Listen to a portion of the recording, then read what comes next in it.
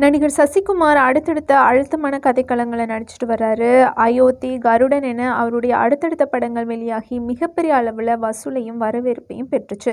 இதனிடையே கடந்த சில தினங்களுக்கு முன்னாடி சசிகுமார் லீட் கேரக்டரில் நடித்துள்ள நந்தன் படம் வெளியாகி மிகப்பெரிய அளவில் வரவேற்பை பெற்று கொடுத்துச்சு.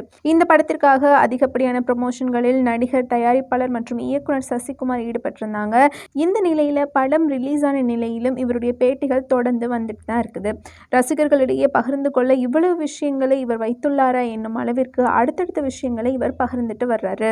நடிகர் சசிகுமாரின் பயணம் சுப்பிரமணியபுரத்தில் மிகப்பெரிய அளவில் துவங்கிச்சு. இந்த படம் கொடுத்த வெற்றியை அவரே எதிர்பார்த்திருப்பாரா அப்படிங்கிற யோசிக்கிற வகையில இந்த படத்தை ரசிகர்கள் கொண்டாடி தீர்த்தாங்க. தற்போதும் ரசிகர்களோட ஃபேவரட் படங்கள்ல ஒன்றாகத்தான் சுப்பிரமணியம் படம் இருக்குது.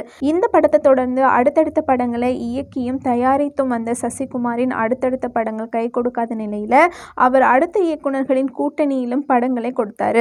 தனக்கு ஏற்பட்ட கடனுக்காக தான் விரும்பாத கதைக்களங்களிலும் நடித்ததாக அவர் சமீபத்திய பேட்டியில கூறியிருந்தாரு. இந்த நிலையில அவருக்கு சிறப்பான படங்களாக அடுத்தடுத்து அயோத்தி, கருடன் படங்கள் அமைஞ்சிருக்குது. இது பற்றி தன்னுடைய உற்சாகத்தையும் பதிவு செஞ்சிருந்தார் சசிகுமார். கடந்த சில தினங்களுக்கு முன்னாடி சரவணன் இயக்கத்தில் சசிகுமார் நடித்திருந்த நந்தன் படம் வெளியாகி நல்ல வரவேற்பை பெற்று கொடுத்துச்சு.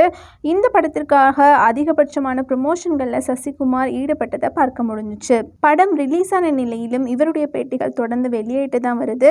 அந்த வகையில் பிரபல வார இதழுக்கு சசிகுமார் அளித்துள்ள பேட்டியில் விஜயோட அரசியல் பிரவேசம் குறித்து பேசியிருக்கிறாரு. விஜயோட அரசியல் பிரவேசம் அவருடைய சொந்த முடிவு என்று கூறியுள்ள சசிகுமார், இருந்தாலும் அரசியலையும் இருங்க, நடிப்பையும் விட்டுடாதீங்க அப்படின்னு விஜயிடம் சசிகுமார் கோரிக்கை வச்சிருக்கிறாரு. இன்னமும் அனைவருக்கும் பிடித்தமானவராகவும் பல கோடி ரூபாய் பிசினஸ் உள்ள ஹீரோவாகவும் விஜய் உள்ள நிலையில இவை அனைத்தையும் விட்டுவிட்டு அரசியலுக்கு போவதும் அவருடைய முடிவுதான் அப்படின்னு சசிகுமார் கூறியிருக்கிறாரு. முன்னதாக விஜயை வைத்து பிரம்மாண்டமான வரலாற்று படத்தை இயக்கவிருந்ததாகவும், ஆனால் அதிகப்படியான பட்ஜெட் காரணமாக இந்த படம் உருவாகவில்லை அப்படின்னும் சசிகுமார் கூறியிருந்தாரு.